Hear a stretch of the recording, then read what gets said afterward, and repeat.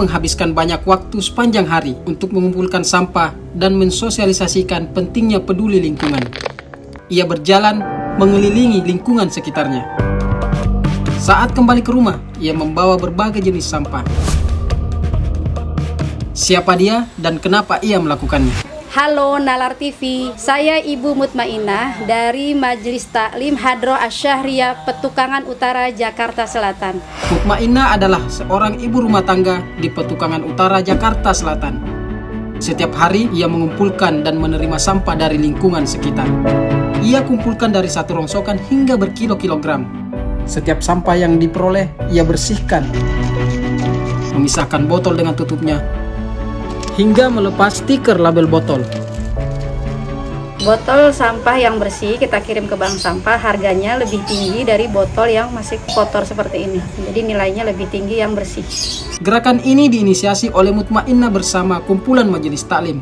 Kami dari Majelis Taklim Hadroh Asy-Syahriyah, selain kegiatan keagamaan, kami juga punya kegiatan mengumpulkan dan memilah sampah. Kegiatan ini sudah berlangsung selama 6 bulan. Jadi seluruh jamaah Majelis Taklim Hadroh Asy-Syahriyah semuanya bertanggung jawab untuk memilah sampah dan mengumpulkan sampah. Mutmainah yang juga masih berprofesi sebagai mahasiswa terus mengajak dan memberikan edukasi kepada masyarakat akan pentingnya peduli lingkungan. Sampah memang menjadi persoalan yang tak kunjung usai. Perlu penanganan secara serius dan terencana, sebab jika tidak, banyak dampak yang akan ditimbulkan.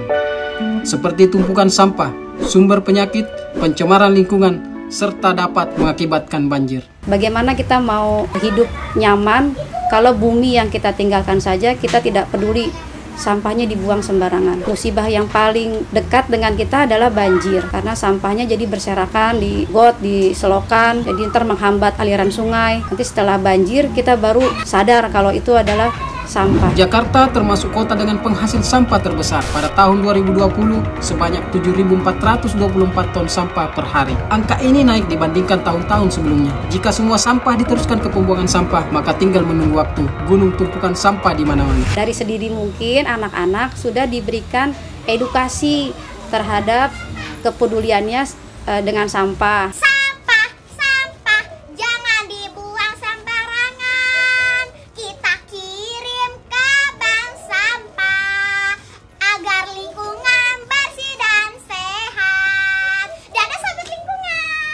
Keluarga sudah kita bangun, sudah kita berikan kesadaran untuk peduli dengan sampah sedini mungkin. Menuntaskan permasalahan sampah ini tidak dapat dilakukan hanya dari unsur pemerintah.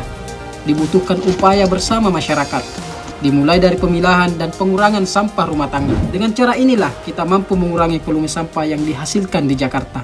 Setinggi apapun pendidikannya, sekeren apapun jabatannya, ataupun milenial apapun mereka, jangan menunggu musibah datang baru kita berpikir seperti apa mengelola sampah. Sampah memang bukan hanya persoalan lokal, tetapi sudah menjadi persoalan global.